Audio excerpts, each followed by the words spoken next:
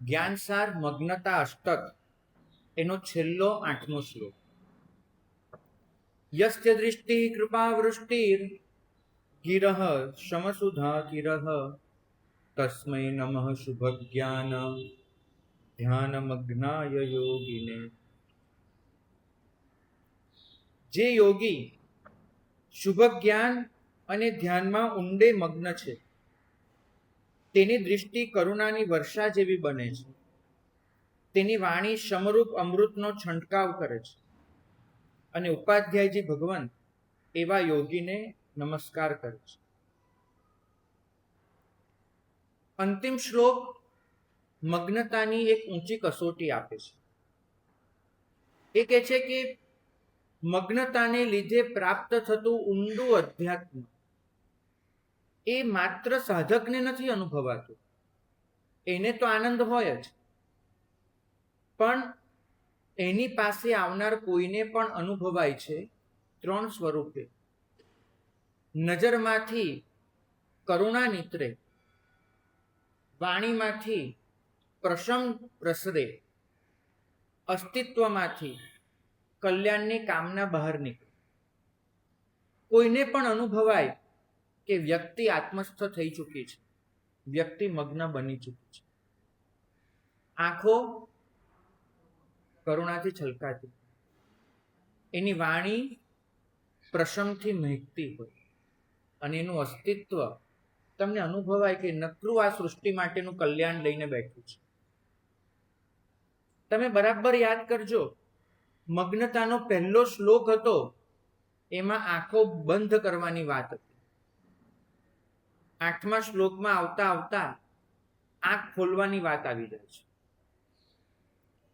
પ્રથમ શ્લોકમાં આપણને શીખવાડ્યું કે મગ્નતા માટે સાધક પોતાની ઇન્દ્રિયોના વ્યૂહને પાછો ખેંચે છે, મનને સ્થિર કરે છે, ચિત્તમાં વિશ્રાંતિ શોધે છે. યાત્રાની શરૂઆત દુનિયાથી પોતાના તરફની હતી. ઇન્દ્રિયોનો વ્યૂહ પાછો ખેંચ્યો, મનને પોતાની અંદર સ્થિર કર્યું, આત્મા ચિન્હ માત્રમાં વિશ્રાંત થયો. હવે દિશા બદલાઈ અને સાધકે જે પામવાનું હતું, જ્યાં પહોંચવાનું હતું ત્યાં પહોંચ્યો. હવે શું? તો બંધ થયેલી આંખો પાછી ખુલશે અને એક આંખો યસ્ય દૃષ્ટિ કૃપા વૃષ્ટિ, કૃપાની વૃષ્ટિ બની જશે. વિરામ પામેલી વાણી એનો વ્યાપાર પાછો શરૂ થશે. પણ એ કેવો હશે? ગિરહ શમસુધા કિરહ, એ વાણી શમસુધા વરસાવનારી બનશે. આ અષ્ટકનું એક બહુ જ સુંદર રહસ્ય છે. ઉપાધ્યાયજી ભગવંતે કહેલું કે સાચી અંતર્મુક્તા એ અંતે બહિર્મુખ કરુણા બનીને પ્રસરે છે. અંતર્મુક્તા જો સાચી છે તો બહાર એ કરુણા બનીને નીતરશે. જે સાધના સાધકને પોતાના અનુભવમાં સીમિત કરી દે, બંધ કરી દે, એ સાધના કદાચ સાધકને શાંતિ તો આપી દેશે, સૃષ્ટિ માટેની સંવેદના નહીં આપે. તો સાધનાની શરૂઆત આંખો બંધ કરવાથી થાય, પણ સાધનાનું ચરમ એ તો આખી સૃષ્ટિ માટે આંખો ખોલીને કરુણા વરસાવવાથી થાય.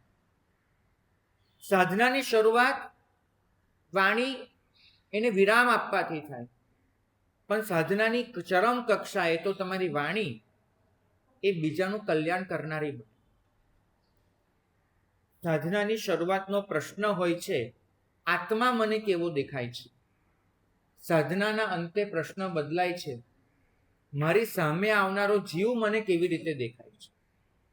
એકમાં આત્માને જોવાનો હતો, એકમાં સામે આવનારા જીવને જોવાનો છે. સાધનામાં મેં મારી જાતને સંકોરી લીધી તો હું શાંત બન્યો, હું સમાધાન પામ્યો, પણ મારા થકી સૃષ્ટિને શું લાભ? 8મો શ્લોક સમજાવે છે કે મગ્નતાની સાચી કસોટી એ નથી કે તમે અંદરથી શાંતિ કેટલી અનુભવો છો.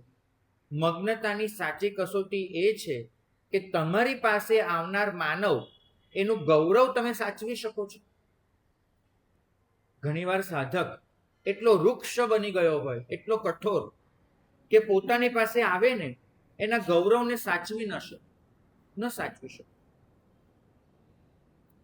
પ્રતિક્રમણ હોય, કોઈ વ્યક્તિ અશુદ્ધ સૂત્ર ગોખીને આવી છે અને એની અશુદ્ધિ આખા સંઘને અશુદ્ધ પ્રતિક્રમણમાં ઝોકી રહી છે, તો ફરજ છે સાધુની કે એને અટકાવવો, એને સૂત્ર બોલવા ન દેવાય, ફરજ છે. પણ એ કહેવાની રીત મુલાયમ હોઈ શકે. એમ ન કહેવાય આખા સંઘને તમે આવું કરો છો, એમ ન કહેવાય. એને કહેવાય કે ભાગ્યશાળી, એક કામ કરજો ને, આજે આપણે રવા દઈએ, પછી કોઈ વાર તમે આવજો, આપણે સૂત્રો ચોખ્ખા કરીશું અને પછી ફરી વાર બોલીશું. કોઈ વ્યક્તિને તમે રોકી શકો છો, ટોકી શકતા નથી. ફરક સમજજો. રોકવું તમારી અધિકારમાં આવે છે, ટોકવું તમારો અધિકાર નથી. અહીંયા એટલું જ કહે છે કે હું કોઈને પણ રોકવા તૈયાર હોઉં, એનું ગૌરવ સાચવી શકું છું. આ સાધકની કસોટી છે. ઘણીવાર આપણું સત્ય એ બહુ કઠોર બની જાય છે, લોકોને પીડે એવું, લોકોને કનડે એવું. ત્યારે સાધક આવો નહીં.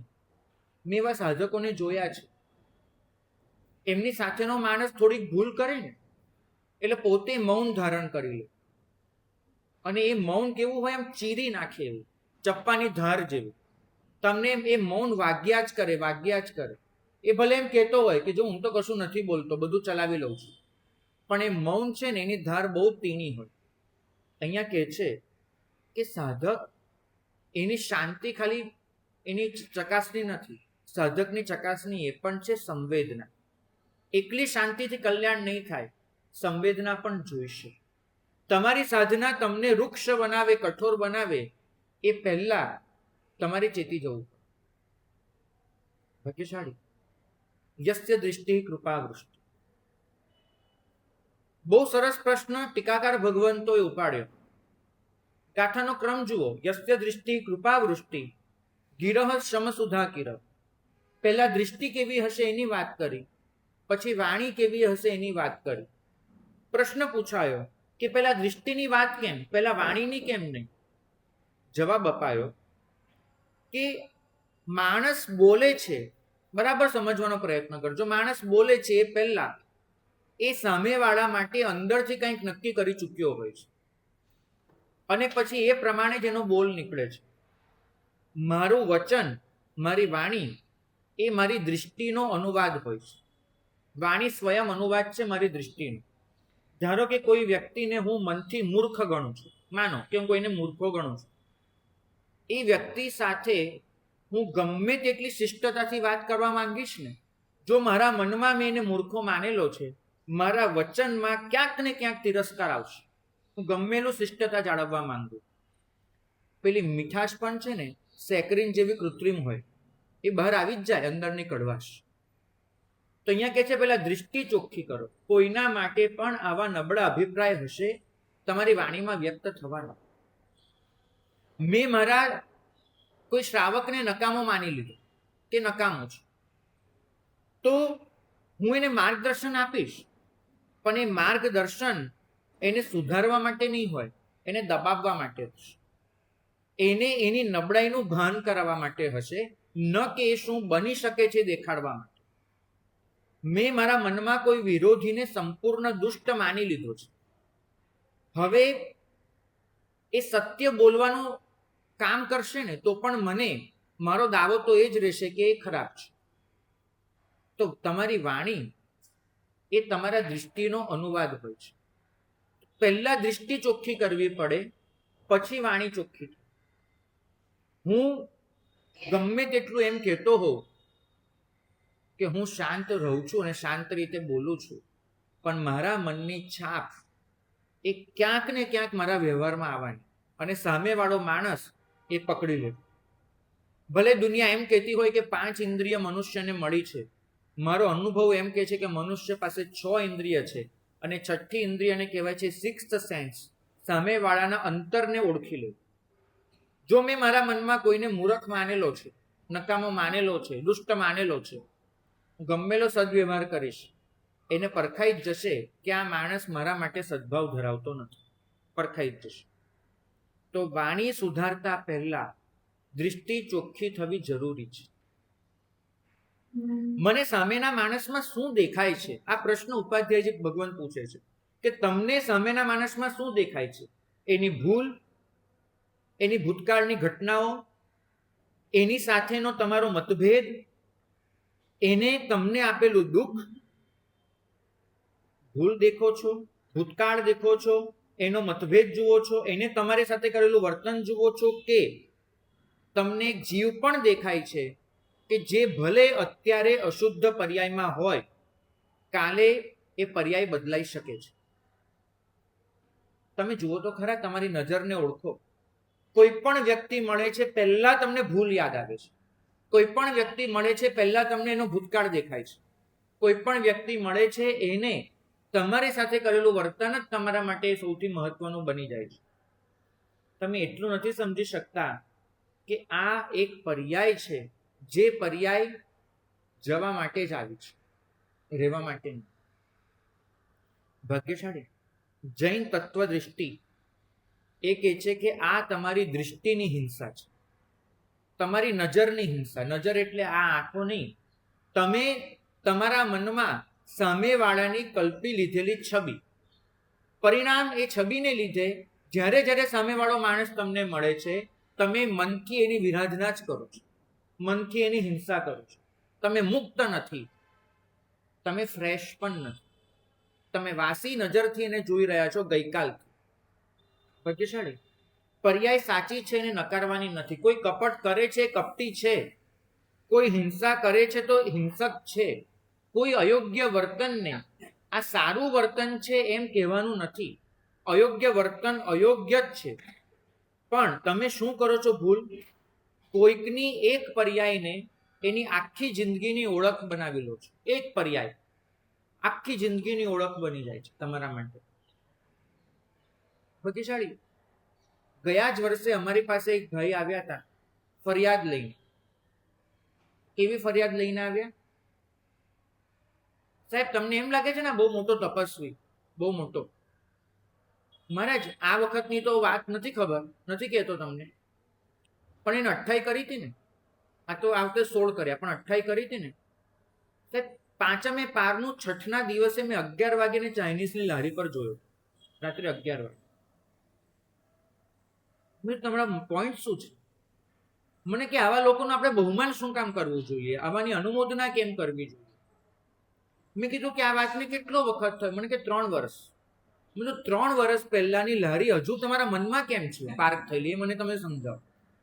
એક પર્યાય, એ વ્યક્તિની એક પર્યાય, એને કોઈ કારણસર 11 વાગે ખાધું, એને આખી જિંદગીની ઓળખ કેમ બનાવી દઉં? જૈન દર્શન એટલું કે છે દ્રવ્યની પર્યાય બદલાઈ શકે છે. તમે તમારા મનને ત્યાં અટકાવી ન દો. સામેવાળા માણસ ખોટું કરે છે, ખોટું છે, 11 વાગે લારી પર ખાવું એ ખોટું છે, એનો બચાવ ન હોય, પણ એને આખી જિંદગીની ઓળખ બનાવી દેવાય, એ ન કરાય. તો એટલું જ. તમે એક માણસ એક વખત જુઠ્ઠું બોલ્યો, તમે શું કહો છો? તમારા પ્રયોગ જોજો, આ ખોટાડો છે. તમે એના આખા અસ્તિત્વને ખોટું કહો છો, એક પર્યાયને નહીં.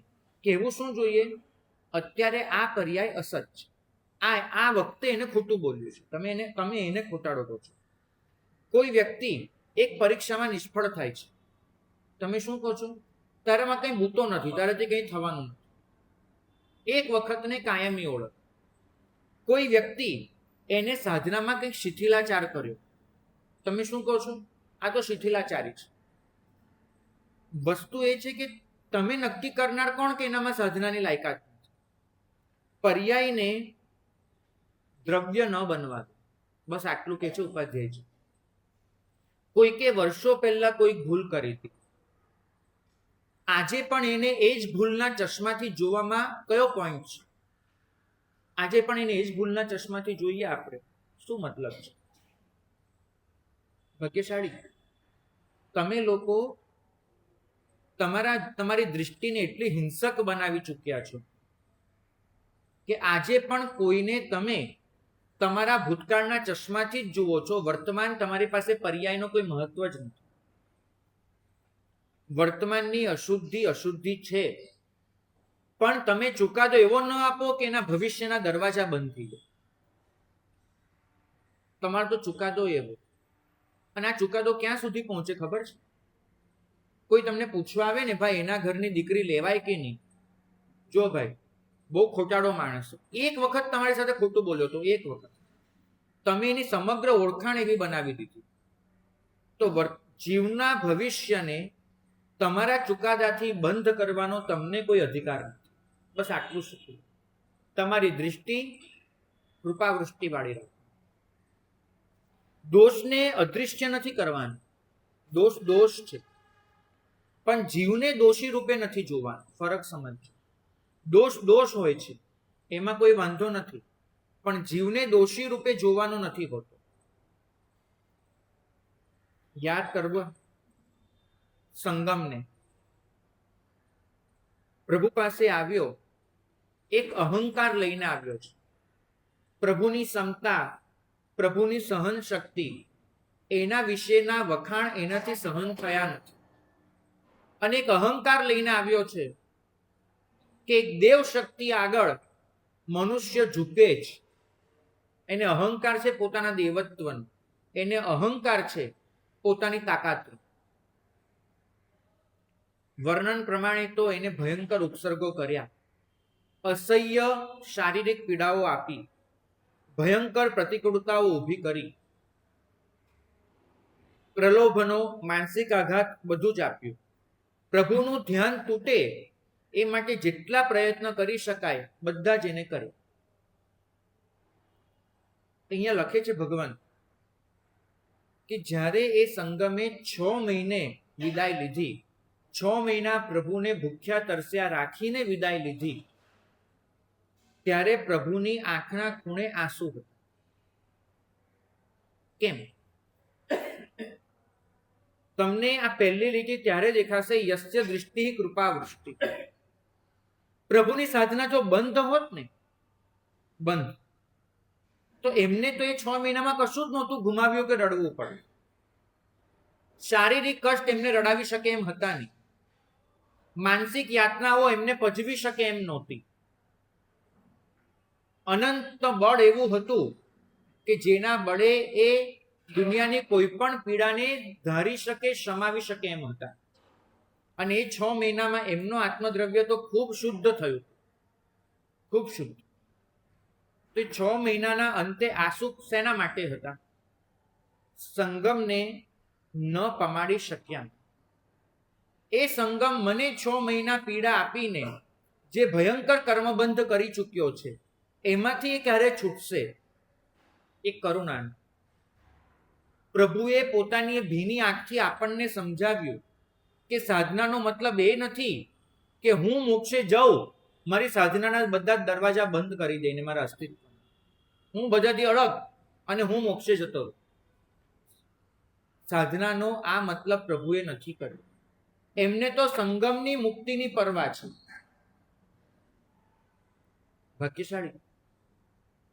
મને ક્યારે પણ એવું મન નથી થયું કે હું મોક્ષે જતો રહું તમને બધાને મૂકીને. મને નથી થતું, ક્યારેય નથી થતું. ફરી કહીશ, પ્રભુ એવી રીતે તમારા દરવાજા બંધ કરવાનું નથી કે, ખરેખર નથી. એ એટલું જ કહે છે કે સંગમ જેવાની પણ મુક્તિની ચિંતા કરવી તમારું કર્તવ્ય છે. એના માટે પણ આંખમાંથી આંસુ વહેવડાવવા એ તમારી સાધનાની ગરિમા છે. જો પ્રભુ માત્ર પોતાના આત્માને જોતા હોત કે મારો આત્મા શુદ્ધ થયો કે નહીં, તો પ્રભુએ રડવાની જરૂર હતી? બિલકુલ નહીં. 6 મહિનાની આવી કઠોર પરીક્ષામાંથી પોતે બાલ પાસ થયા છે, બચીને નીકળ્યા છે. છતાં પણ એમને કેમ કીધું? આ આંસુ શેના આવી? ભાગ્યશાળી. આપણા મનમાં તો છે ને એક ભાવના હોય છે, આપણે કોઈને ક્ષમા કરીએ તે વખતે પણ મનમાં એક ભાવ હોય છે, કુદરત એનો ન્યાય કરશે. જો એના ઘરે દેર છે, અંધેર નથી. કુદરત એને દેખાડશે, એના પાપોની સજા એને મળીને રહેશે. તમે જેને ક્ષમા કરો છો એના માટે પણ મનમાં એવો ભાવ હોય છે કે કુદરત એને સજા તો કરે છે, એને જે કર્યું છે ભોગવવું તો પડે છે. તમારી ક્ષમા એ મૈત્રીની નથી હોતી. તમારી ક્ષમા માત્ર ને માત્ર એ ડરની હોય છે કે હું ક્રોધ કરીશ, હું ક્ષમા નહીં કરું તો મારી દુર્ગતિ થશે, મારે પાપ ભોગવવા પડે. તમે ક્ષમા પણ આપો છો ને નકરી સ્વાર્થથી ગંધાતી ક્ષમા હોય છે. તમને મૈત્રી નથી હોતી. તમારા મનમાં તો એક ક્ષણે પણ પડ્યું હોય છે કે કુદરત એનો ન્યાય કરે. અહીંયા જે કહે છે ને ક્ષમા, કે સામેવાળાને આનું જે પરિણામ ભોગવવું પડશે એ વિચાર પણ મારી આંખોને ભીની કરી નાખે. આવી કરુણા માટે અસાધારણ લોકોત્તર આંતરિક શક્તિ જોઈએ છે. અસાધારણ. જૈન સાધક ક્યારેય સંકુચિત અને સીમિત ન હોય, એ સંવેદનાથી છલકાતો. ભાગ્યશાળી. અમારી પાસે કોઈ પોતાના દુઃખ લઈને આવે અને અમે એમ કહીએ, અલા એ તારા કર્મ ભોગવ, એમાં શું છે, તે કર્યા હશે તો જ ભોગવતો હોઈશ ને. તો કોઈને અમારી પાસે એવી અપેક્ષા હોય છે, કર્મશાસ્ત્ર સાંભળવાની અપેક્ષા હોય છે. એ આવે છે શેના માટે? આશ્વાસન માટે, હૂંફ માટે, સધિયારા માટે. અંદરની એક યાતના લઈને આવે છે કે અહીંયાથી હું ઠરીશ. સાધક છે એટલો સંકુચિત ન થઈ શકે કે કોઈના માટે સંવેદના જ ન બચે એની અંદર. કૃપા એ એટલું જ શીખવાડે છે કે હું તમારા કૃત્યને ખરાબ ગણું છું. સંગમને પ્રભુ એમ નથી કહેતા કે તારા 6 મહિનાના કરમ તને નથી બંધાયા, તે સાચું કર્યું છે, એવું નથી કહેતા. કૃત્ય ખોટું છે પણ એ જીવ માટે મને દ્વેષ નથી. કૃત્ય ખોટું છે. પ્રભુ એમ કહે છે કે તમે કોઈને ચોક્કસ એમ કહી શકો છો કે તારું આ કામ ખોટું છે, તારું આ કામ સાચું નથી, એવું કહી શકાય છે. પણ તમે એવું નથી કહી શકતા કે તમે ખોટા છો. ફરક સમજો. તમે એક કામના આધારે કાયમ માટે કોઈને ખોટા ગણી લો છો. તમે ન્યાય કરો, પ્રતિશોધ નહીં, બદલાની ભાવના નહીં. ભાગ્યશાળી. મને ખબર છે કે મહાવીર જેવી દશાએ પહોંચવું આપણા માટે બહુ અઘરું છે. એ દશાએ પહોંચતા આપણને ઘણી વાર લાગશે, ખબર છે. પ્રશ્ન એ છે કે એ દિશામાં એક પગલું તો ભરીએ, એક નાનકડું તો એ દિશામાં ચાલીએ.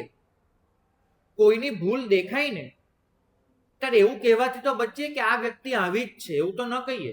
કમસે કમ એટલું કહીએ કે આ વ્યક્તિએ અત્યારે ખોટું કર્યું છે. તમે તો કહો છો કે આ આવી જ છે. શું? અમે લોકો બોરીવલી હતા. એક શ્રાવક લારી ચલાવે અને લારીમાં વેચીને પોતાનું ગુજરાન ચલાવે. ક્યારેક કોઈ વિષમ પડે એના માટે કશું કોઈએ જોયું હશે. એ શ્રાવક વંદન કરતો હતો અને બીજા ભાઈ એમને મને શું કહ્યું, મને કે મારા સાહેબ ચેતજો, આ ગુરુ પૂજનના પૈસા પડ્યા અને આ લઈ જશે. મને શું કીધું? આ લઈ જશે. મેં પેલા ભાઈને પૂછ્યું, મેં કીધું તમે આ ઘટના કેટલી વાર જોઈ હતી? આને ગુરુ પૂજનની થાળીમાંથી પૈસા લેતા તમે કેટલી વાર જોયા? મને કે મેં જોયું નથી, મેં સાંભળ્યું છે. તો મેં કહ્યું કે તમે શા માટે મારા મનમાં આ બધું નાખી રહ્યા છો? શા માટે? કદાચ કોઈ વિષમ પડે એને એક વખત આવું કૃત્ય કર્યું હોઈ શકે અને જ્યારે કર્યું હોય ત્યારે આપણે એને સજા આપવી પડે, એ પૈસા પાછા લેવા પડે, નાનકડું પ્રાયશ્ચિત્ત દંડ કરાવવો પડે એની પાસે. પણ પછી કાયમ માટે વ્યક્તિને આવી રાખીને ચાલીએ. મેં કીધું કે સરકાર બી સ્વીકારે છે કે 7 વર્ષની જેલ પછી માણસ ચોખ્ખો થાય છે. 7 વર્ષની જેલ પછી બહાર આવે તો સરકાર એને ગુનેગાર તરીકે નથી જોતી. તમે તો કાયમ માટે એને ગુનેગાર જ ગણો છો. આ તો કેમ ચાલશે? તો મારે એ કહેવું છે કે તમારી ભાષા બદલો. આ વ્યક્તિ આવી જ છે એમ નહીં, એને અત્યારે ખોટું કર્યું છે, આમ કરો. એની પર્યાય કહો, દ્રવ્ય નહીં. ધારો કે તમારો દીકરો કોઈ બાબતમાં કાળજી નથી કરતો, એમ ન કહો કે એ તો બેદરકાર જ છે. એને એમ કહો કે આ વખતે એને બેદરકારી કરી. કોઈ વ્યક્તિ અભિમાન કર્યું, આપણે શું કહ્યું? બહુ અહંકારી માણસ છે, એમ ન કહો. આ પ્રસંગે એને અભિમાન કર્યું. તમે એની પર્યાયને બોલો, દ્રવ્યને નહીં. એ સાધના માટે યોગ્ય નથી. અત્યારે એ સાધના બરાબર નથી કરતો. ભાષાનો ફરક જુઓ. ખોટાને સાચું નથી કહેવાનું, પણ એની એક ટાઈમ પીરિયડને તમે એની લાઈફ સાથે ન જોડી દો. ભાગ્યશાળી. એકમાં તમે માણસને સજા કરો છો, બીજામાં એને સુધરવાની તક આપો છો. નક્કી કરો. જેલમાં તો બંને રીતે મોકલવા પડે. સજા માટે પણ મોકલાય, સુધરવાની તક માટે પણ મોકલાય. તમે કોઈને જેલ કરો છો તમારા મનથી, ત્યારે કઈ રીતે કરો છો? એની સજા માટે કે એને સુધરવાની તક આપવા માટે? કરુણાનો અર્થ એટલો જ છે કે ભવિષ્યનું દ્વાર ખુલ્લું રાખવું. આ શબ્દ બરાબર નોંધી લેજો. કરુણા એ નથી કહેતી કે તમે વર્તમાન જે અશુદ્ધ છે એને શુદ્ધ ગણો. નહીં. કરુણા એટલું શીખવાડે છે કે ભવિષ્યનું દ્વાર ખુલ્લું રાખ. એ વ્યક્તિ બદલાઈ શકે છે, બસ એટલું જ. અને ઘણી વાર તો છે ને, તમે બોલતા નથી હોતા, પણ તમારી આંખ, એના જ ઘા એટલા ઊંડા હોય છે. મેં જોયા છે એવા પિતાજીઓને, દીકરો આમ સામે જઈને ઉભો રહે ને, પિતાની આંખો એટલી કડપવાળી હોય, એ ખાલી આમ આંખ ઊંચી કરીને જુએ ને, નહીં પિતાજી કંઈ કહેવું નહોતું, જતો રહે વિચારો ક્યાંક. આંખ જ એટલી કડપ ભરેલી હોય. વ્યાખ્યાનમાં પ્રશ્ન પૂછાય. હું બેઠો તો એક દિવસ એક વ્યાખ્યાનમાં, કોઈ વડીલ ભગવાન વ્યાખ્યાન કરતા હતા, અને શ્રાવકે ન પૂછવાનો પ્રશ્ન પૂછી લીધો. વડીલ ભગવાન કાંઈ ન બોલ્યા, ચહેરાથી એવું હસ્યા, એવો ઉપહાસ કર્યો, મને ખાતરી થઈ પેલો શ્રાવક જિંદગીમાં બીજી વખત પ્રશ્ન પૂછવાની હિંમત નહીં કરે. તમારી આંખ, તમારું હાસ્ય કોઈને વિંધવા માટે ન હોઈ શકે ભાઈ, ક્યારેય નહીં. આંખ અહીંયા લખે છે કૃપાવૃષ્ટિ. આંખને એવી રાખો કે સામેવાળો ડરે નહીં, સામેવાળો ખુલ્લો થાય તમારી સામે. એને ડર ન રહે, એને સંકોચ ન રહે પોતાની વાત રજૂ કરવામાં. તમારી નજરમાં જ દોષારોપણ હોય છે. તમારી નજર જ બીજાને નીચો દેખાડે, ખલાસ કરી નાખે એવી હોય છે. નહીં. સામેવાળાને પોતાની ભૂલ છુપાવવાની તમારી સામે જરૂર ન લાગે એટલું તો નિખાલસ બનવું પડે. ભાગ્યશાળી.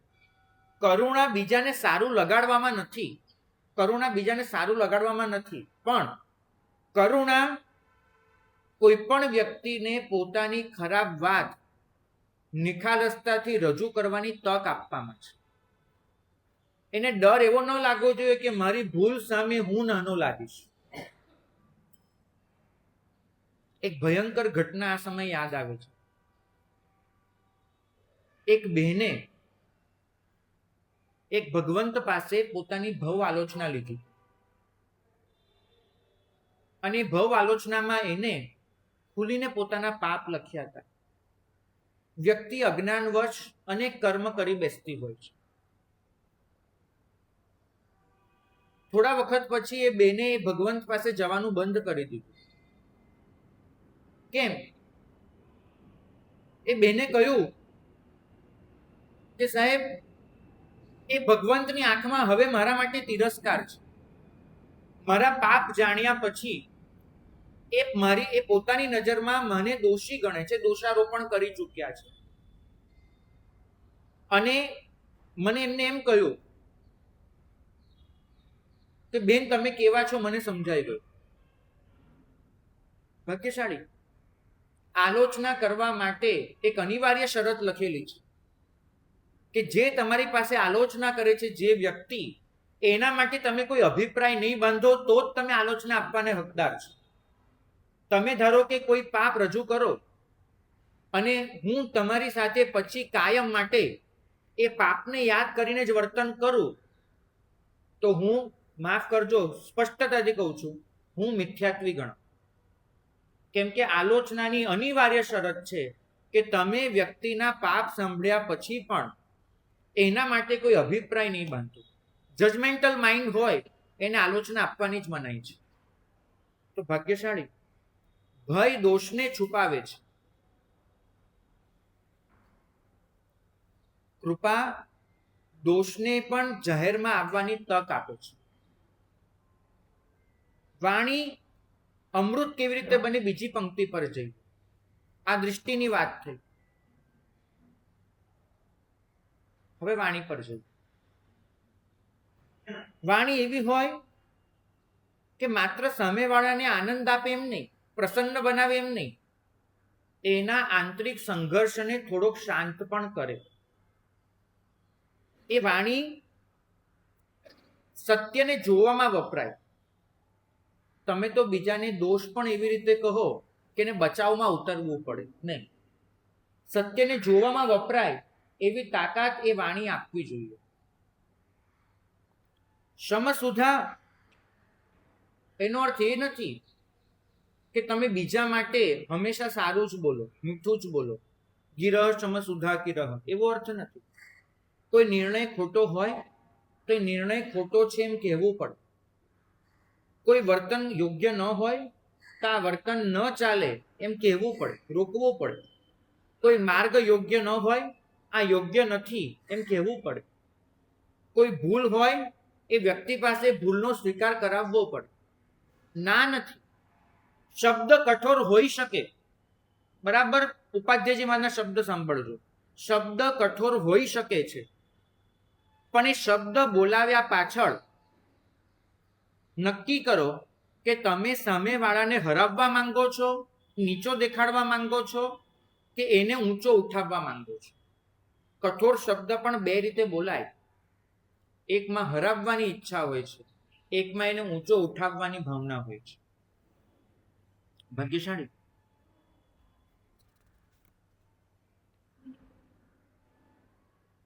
સમવાણી છે ને, એ સત્યને ધૂંધળું નથી કરતી, પણ એને અહંકારની આગમાંથી બહાર કાઢે છે.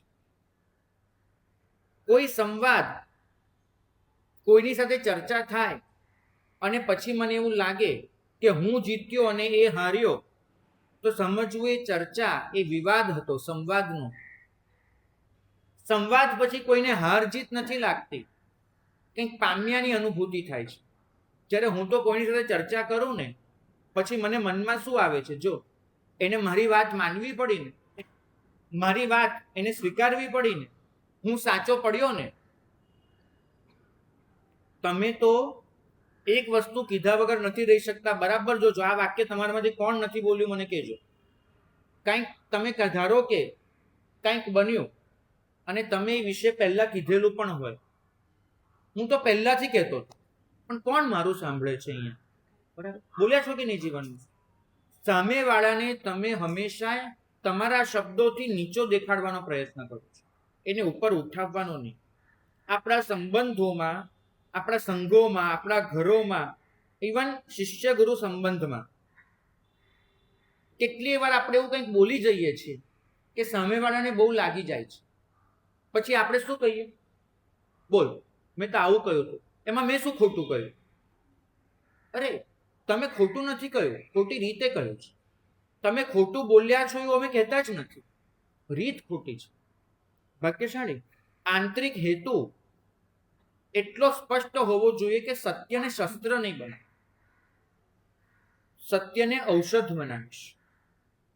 તમારું સત્ય પણ બીજાને નુકસાન આપે એવું શસ્ત્ર જેવું હોય છે. સત્ય તો ઔષધ હોય. જેમ કે કોઈ વ્યક્તિ વારંવાર મોડું આવે છે અને તમે કહો ને, અરે ભાઈ તમે આજે પણ મોડા આવ્યા, તો આ એક વાક્ય 4 હેતુથી બોલી શકાય છે. બોલવાના ટોન બદલાશે. એકમાં તમે બધાની વચ્ચે એવું કહેવા માંગતા હો કે જો કેવો નકામો માણસ છે, કોઈ દિવસ ટાઈમસર આવતો જ નથી, બરાબર. એક ભાવ આ પણ હોય, તમે આજે પણ મોડા આવ્યા કહેવા પાછળ. બીજો ભાવ બધાની સામે એની શરમમાં મૂકવો છે કે બીજી વાર આવું ન કરે, કદાચ શરમમાં મૂકવાનો ભાવ હોય. અથવા તો ત્રીજો ભાવ, તમે અંદરથી ગુસ્સામાં હો એના મોડા આવવા માટે થઈને, તો તમારો ગુસ્સો આ શબ્દમાં ઉતરે, આવું પણ બની શકે છે. અને ચોથો ભાવ, એના વર્તનને સુધારવું છે, બસ માત્ર આટલા માટે એની જવાબદારી સમજાવવા માટે તમે આ કહેતા. વાક્ય એક જ હોય, શબ્દ તો એક જ હોય, અરે ભાઈ આજે પણ મોડા આવ્યા, પણ આ બોલવાનો ટોન એટલો બદલાતો જાય કે સામેવાળાને સમજાઈ જાય કે તમે એને શરમમાં મૂકવા માંગો છો, તમે એને ડરાવવા માંગો છો, તમે એને નકામો પુરવાર કરવા માંગો છો, તમે તમારો ગુસ્સો ઉતારી રહ્યા છો, કે તમે એને મીઠી ટકોર કરી રહ્યા છો જેથી એ વર્તન સુધારે. પ્રથમ 3 એમાં કશાયની સેવા છે, અને ચોથી જે વસ્તુ છે ને એમાં બીજાના હિતની ચિંતા છે. તમારી વાત ખોટી નથી હોતી, એ વાત બોલવા પાછળનો હેતુ ખોટો હોય છે. તમે સંઘના મુરબ્બી છો એટલે એવું સમજી બેઠા છો કે ભાઈ વ્યવસ્થા સંભાળીએ, બીજા બધાને કાંઈ બી કહી દેવું પડે. હું ગુરુ છું એવું માનું, મારા ચેલાઓ છે, હું તો ગુરુ છું ને, શાસ્ત્ર મને સત્તા આપે છે, ગમે તે સંભળાવી શકું. તમે મા બાપ છો, અરે દીકરાને તો ઉછેરીને મેં મોટો કર્યો, એને ગમે તે કહી શકું નહીં. આ માન્યતા ખોટી છે. તમે કહી શકો છો, પણ તમારો ગુસ્સો ઉતારવા માટેની સામેવાળાના હિતની ઈચ્છા. ઘણી બધી વખત તમારી વાત સાચી હોય છે, પણ વાત પાછળનો જે તમારો ગુસ્સો હોય છે ને એ તદ્દન નાજાયજ હોય છે, ખરાબ હોય છે. વાણી બોલે એ પહેલા તમારો ભાવ બોલી ચૂક્યો હોય છે, બસ તકલીફ આટલી છે. ભાગ્યશાળી મારે યાદ કરવા છે આજે આ સંદર્ભમાં મેઘકુમાર ઘટનાને બહુ જુદા દૃષ્ટિકોણથી જોવાનો પ્રયત્ન કરજો. એ હાથી હતા, આમ થયું તેમ થયું, બધું ભૂલી જાઓ. મને ખાલી એક અપ્રોચ તમને દેખાડવો છે. રાત્રે છેક દરવાજા પાસે એમને સંથારો કરવા મળ્યો છે. આખી રાત સાધુઓની અવર જવર રહી છે. એમ કહેવાય છે કે જે વસ્તીમાં પોતે હતા એ વસ્તીમાં 500 કરતા વધારે શ્રવણ હતા, અને બરાબર એમનો સંથારો એ જગ્યાએ આવ્યો હતો કે જે મકાનનો દરવાજો હતો. રાત્રે કોઈ લઘુશંકા માટે ઉઠે, કોઈ બીજા કઈ કામ માટે ઉઠે, બધા ત્યાંથી જ પસાર થાય. બહારથી આવે, પગમાં ધૂળ લઈને આવે, અને બધી ધૂળથી એમનો સંથારો ભરાતો હતો. કોઈનો પગ એમના માથાને અડી ગયો, કોઈની લાત એમની કમરને વાગી ગઈ.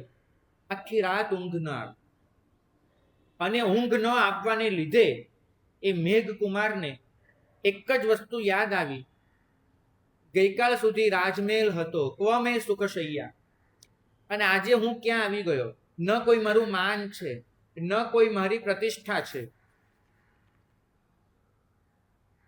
રાત્રે એક સંકલ્પ કર્યો, આ જીવન મારા માટે નથી.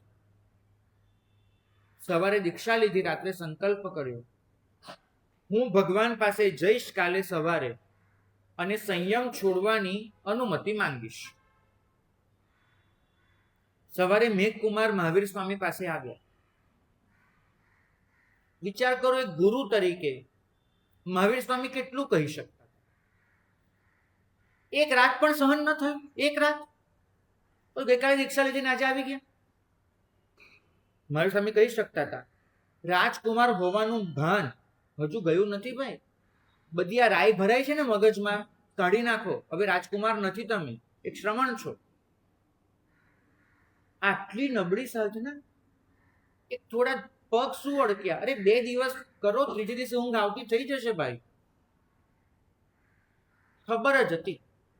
રાજમહેલમાં ઉછર્યા જો, સુવાળા સુવાળા, કોમળ કોમળ. શું જોઈને ગઈકાલે માંગણી કરી હતી દીક્ષા લેવાની? આમાંનું કંઈ પણ બોલી શકાતું. કદાચ ભગવાન ન બોલે, સ્થવિર ભગવાન તો કહી શકતા હતા, વડીલ ભગવાન તો કહી શકતા હતા, તો શું જ નહીં. મહાવીરની પદ્ધતિ બીજી હતી. એ પદ્ધતિમાં એટલું જ હતું કે તારી અંદર આ કરુણા છે, તારી અંદર આ સહન શક્તિ છે, તું એનો વિકાસ કરીને બહુ આગળ નીકળી શકે છે. એક હાથીના ભાવમાં આટલી બધી અસુવિધા ભોગવવા છતાં જો સમતા ભાવમાં તું રહી શક્યો તો તારો આત્મા અત્યારે તો સાધુ છે. તું કેટલું કરી શકે ભાઈ? મેઘકુમારનું અપમાન ન કર્યું, પણ સન્માનપૂર્વક મેઘકુમારને એમની ક્ષમતાનું ભાન કરાવી દીધું. એમ કહેવાય છે કે સંયમ છોડવા આવેલા મેઘકુમાર ત્યાંથી શરીર છોડીને નીકળે. પ્રભુ પાસે એમને બાધા લીધી હતી કે મારી બે આંખ સંયમ જીવન માટે જરૂરી, આ બે આંખને છોડીને મારી શરીર સાથે ગમે તે થાય હું એનો ઈલાજ નહીં કરું. સંયમ છોડવા આવેલો માણસ શરીર છોડીને જાય, આ મહાવીરનો ઉપદેશ. ગિરહ સમ સુધા ગિરહ. સામેવાળી વ્યક્તિને ભૂલનું ભાન કરાવવું, નબળો દેખાડવો એક રસ્તો.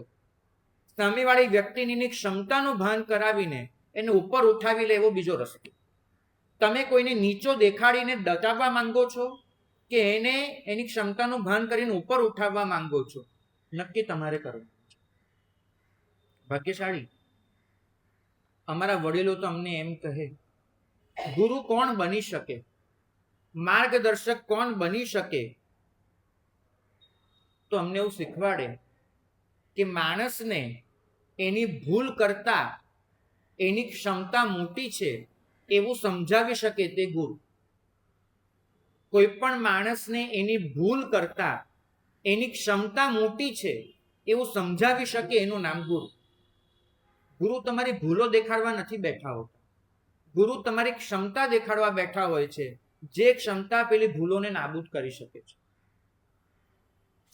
સમસુધા ક્યારે પણ સામેવાળાની આત્મશક્તિનું અપમાન નથી કરતી, ક્યારેય નહીં. ભાગ્યશાળી અહીંયા બેઠા છીએ ને, તમે વડીલો, હું ગુરુ, આપણને ખબર નહીં એક છૂટ મળી જાય છે. આપણી અંદરની કઠોરતા, એને આપણે નામ આપીએ છીએ કઠોર શિસ્ત, કડક શિસ્ત, એવું નામ આપી દઈએ છીએ. ભાગ્યશાળી એક શબ્દ સાંભળ્યો છે ઇંગ્લિશનો, માફ કરજો એ શબ્દ અત્યારે તો બહુ જુદા અર્થમાં વપરાય છે, પણ એના મૂળ અર્થમાં કહું, સેડિઝમ. કોઈ આ શબ્દ સાંભળ્યો છે? બીજાને દુઃખ આપીને આનંદ ઉઠાવવાની વૃત્તિ, બરાબર, એને સેડિસ્ટ કહેવાય છે. જે વ્યક્તિ આવી વૃત્તિ ધરાવતો, કેટલી વાર સાધક છે ને સેડિસ્ટ બની જાય છે.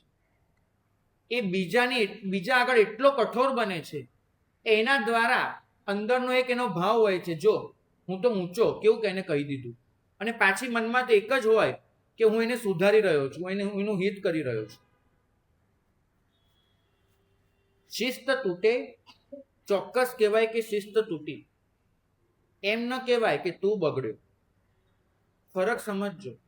તમે વ્યક્તિને એમ કહેશો વ્યક્તિ બગડી ગઈ, નહીં, વ્યક્તિ બગડી નથી. તમે એમ કહી શકો કે એની શિસ્ત જોખમાય.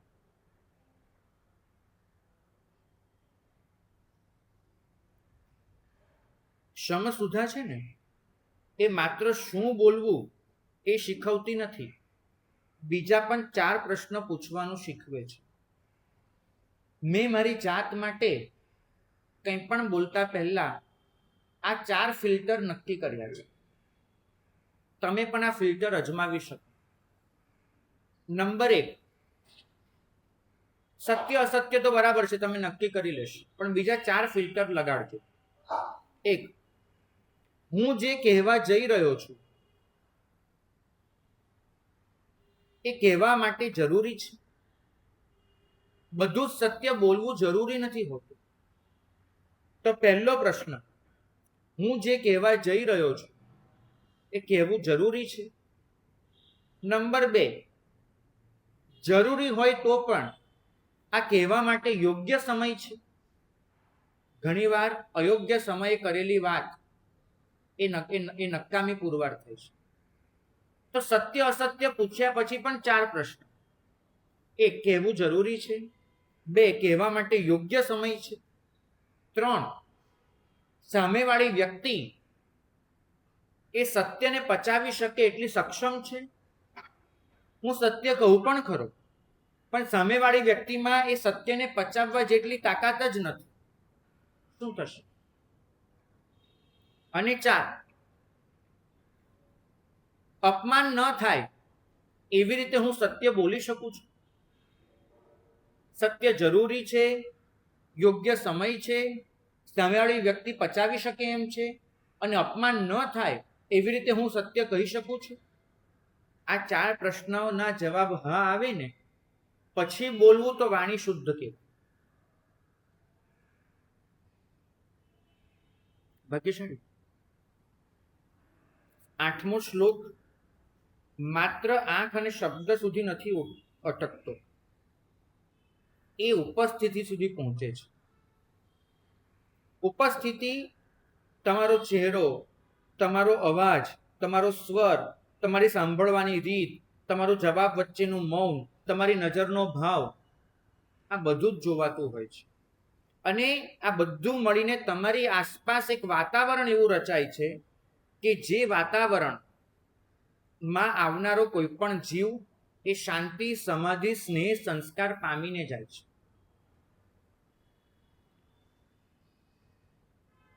ઉપાધ્યાયજી ભગવાન પૂછે છે, તસ્મૈ નમઃ શુભ જ્ઞાન ધ્યાન મગ્નાય યોગી. જ્ઞાન અને ધ્યાન 2 શબ્દ કેમ લખ્યા છે? તો કહે છે કે જ્ઞાન દૃષ્ટિને સાચી દિશા આપે છે. જ્ઞાન જીવ શું છે, દોષ શું છે, સ્વભાવ અને પરભાવનો ભેદ શું છે, રાગ અને દ્વેષ કેમ બંધન છે, આ બધી સમજણ એ જ્ઞાન આપે છે. પણ ધ્યાન એ જ્ઞાનને ઊંડાણમાં ઉતારવાની પ્રક્રિયા છે. જે સમજ્યું છે સતત ઉપયોગમાં આવે, જીવન સ્વાભાવિક દૃષ્ટિ બને, એ ધ્યાન છે. તો જ્ઞાન વગરનું ધ્યાન એ દિશાહીન બની જાય છે, કેમ કે એને ખબર જ નથી. મારી પાસે કંઈ જ જ્ઞાન નથી, હું બેસી જાઉં, બસ મારે ધ્યાન કરવું છે, તો મારી જિંદગી દિશાહીન બની જશે. પણ ધ્યાન વગરનું જ્ઞાન એ માત્ર શબ્દની સુંદરતા બની જશે. જો ધ્યાન નથી અને ખાલી જ્ઞાન છે તો એ માહિતી બની ગઈ, શબ્દની સુંદરતા બની ગઈ. અને જ્ઞાન વગરનું ધ્યાન છે તો એ દિશાહીન બની જશે. તો જ્ઞાન આંખમાં કરુણા રૂપે છલકાય, ધ્યાન વાણીમાં પ્રસંગ રૂપે આવે, તત્વજ્ઞાન સંબંધમાં વ્યક્ત થાય, અને શાસ્ત્ર વ્યક્તિના સ્વભાવની સુગંધ બને. આ બધું મગ્નતા ઈચ્છે છે તમારી પાસે. 8મા શ્લોકમાં અષ્ટક પૂર્ણ થાય છે, પણ જીવનને ખોલતું જાય છે. ઉપાધ્યાયજી ભગવંતે બહુ સુંદર સમાપન કર્યું છે, તસ્મૈ નમઃ. એને નમસ્કાર, આવાને. કોને? જેની આંખ કરુણા નીતરતી છે, જેની વાણી એ શૈત્ય છલકતી છે, અને જેનું અસ્તિત્વ એવું જ્ઞાન અને ધ્યાનમાં ડૂબેલું છે કે કલ્યાણના કામણ પાથરનારું છે. તસ્મૈ નમઃ. પહેલા શ્લોકમાં મગ્નતાનું શાસ્ત્ર સમજાવ્યું, અને અંતિમ શ્લોકમાં એવી વ્યક્તિ સામે માથું ઝુકાવી દીધું કે જેના જીવનમાં એ શાસ્ત્ર પ્રગટ થઈ ચૂક્યું છે. પહેલા શ્લોકમાં મગ્નતાની વ્યાખ્યા હતી, છેલ્લા શ્લોકમાં એ વ્યક્તિને નમસ્કાર છે કે જેને એ વ્યાખ્યા ઘોડીને પી લીધી છે, એ મગ્ન બની ગયો છે. ભારતીય સાધના પરંપરામાં નમસ્કાર એ માત્ર વ્યક્તિ પૂજા નથી, એ મૂલ્ય નિર્ધારણ છે કે તમારી પાસે એ મૂલ્યો છે, વેલ્યુઝ છે કે જે મને જોઈએ છે, માટે હું તમને નમું છું. ભાગ્યશાળી. એક પ્રશ્ન આ શ્લોકની આજુબાજુ તમે તમારી જાતને પૂછજો કે તમારી હાજરીમાં કોઈને વિનમ્ર થવાની તક મળે છે?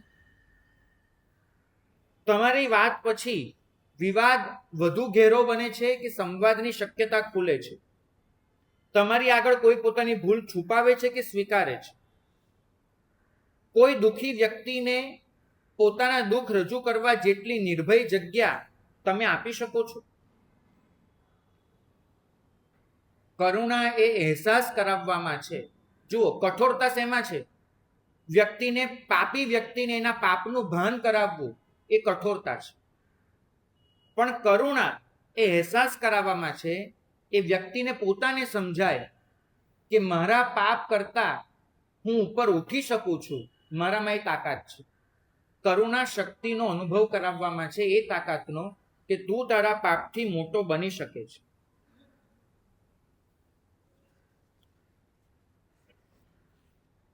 આઠે શ્લોક એનો એકવાર સ્વાધ્યાય કરી લઈએ.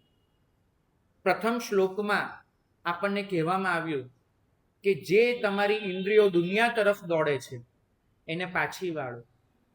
બીજા શ્લોકમાં આત્મરસ શું છે એ સમજાવ્યું. ત્રીજામાં પર વસ્તુ પર પરિણામ એના કર્તૃત્વને ઢીલું પાડવામાં આવ્યું.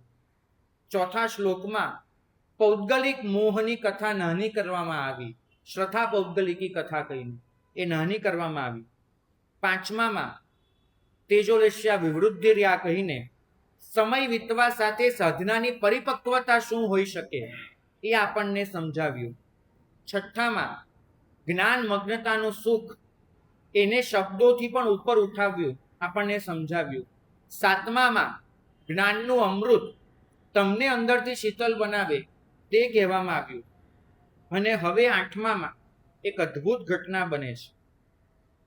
જે અમૃત અત્યાર સુધી પોતાને શીતલ કરતું હતું એ નજર અને વાણી દ્વારા બહાર છલકાય છે. બેન, નળ ચાલુ ને ચાલુ રાખો, બરાબર? નળ ચાલુ રાખો અને ટાંકી ભરાવા જ દો તો છેલ્લે શું બને? ઓવરફ્લો થાય. ઓવરફ્લોનો મતલબ છે કે એ અંદરથી પૂરી ટાંકી ભરાઈ ગઈ એવો મતલબ થાય ને, કે ટાંકી પોતે ભરાઈ ગઈ તો જ બહાર ઓવરફ્લો થાય, એમનેમ તો ન થાય. અહીંયા ઉપાધ્યાયજી ભગવંત એ જ કહે છે કે તમારી અંદર અમૃતને એટલું ભરાઈ જવા દો કે તમારી આંખ તમારી વાણી દ્વારા ઓવરફ્લો થાય, બહાર નીકળે. અંદર ભરેલું હશે તો જ એ બહાર ઓવરફ્લો થવાનું, એમનેમ તો કેમ થવાનું? તો આવી વાણી, આવી નજર એ સાધનાનું ફળ છે. તમારી આંતરિક સાધના સામાજિક ઘટના બને. તમારી મુક્તિની દિશા બીજા માટે ભાર નહીં પણ હળવાશનું નિમિત્ત બને. સંગમ હોય કે મેઘકુમાર હોય, દરેક ઘટનામાં એક જ વસ્તુ સમજાય છે કે માર્ગદર્શક ગુરુ એવા હોવા જોઈએ કે એની વાણી માણસને એની નબળાઈમાં કેદ ન કરે, એની ભૂલાયેલી શક્તિને પાછી જગાડી આપે. મારો અહંકાર મારા વચનમાં ડોકાવવો ન જોઈએ. દૃષ્ટિમાં કરુણા હોય, વાણીમાં હિત હોય, શિખામણમાં જાગૃતિ હોય, કૃપા લાગણીશીલ હોય, શમ નિષ્ક્રિય મૌન ન બને. એક પ્રશ્ન સાધનામાં તમે હંમેશા પૂછ્યો છે કે આ સાધનાથી મને શાંતિ કેટલી મળી? આઠમો શ્લોક કહે છે કે પ્રશ્ન થોડોક બદલો. મને શાંતિ કેટલી મળી એની જગ્યાએ એ પણ પૂછો કે મારી પાસે આવનાર વ્યક્તિ એને હું આદર કેટલો આપી શકું છું, કેટલો નિર્ભય બનાવી શકું છું, એની ક્ષમતાનું ભાન કેટલું કરાવી શકું છું, એને સત્ય પાસે પાછો ફરવાની તાલાવેલે કેટલી જગાડી શકું છું. જે દિવસે આ પ્રશ્ન જીવંત બનશે ને એ દિવસે મગ્નતા એ માત્ર અંતરની ઘટના નહીં રહે, તમારી આંખનું વરસાદ બનશે, તમારી વાણીનું અમૃત બનશે અને તમારા જીવનને, કોઈના જીવનને ઊંચું ઉઠાવવામાં એક શાંત અદ્ભુત નિમિત્ત બનશે. શ્રી સંઘની સાક્ષીએ સાથે મળીને આપણે મગ્નતા અષ્ટકનો સ્વાધ્યાય કર્યો. જેનાજ્ઞા વિરુદ્ધ કંઈ પણ બોલાયું હોય તો મિચ્છામિ દુક્કડમ. અને તમને સૌને આ સમગ્ર સ્વાધ્યાયમાં જે આનંદ આવ્યો એનો ઈચ્છામિ સુકડમ.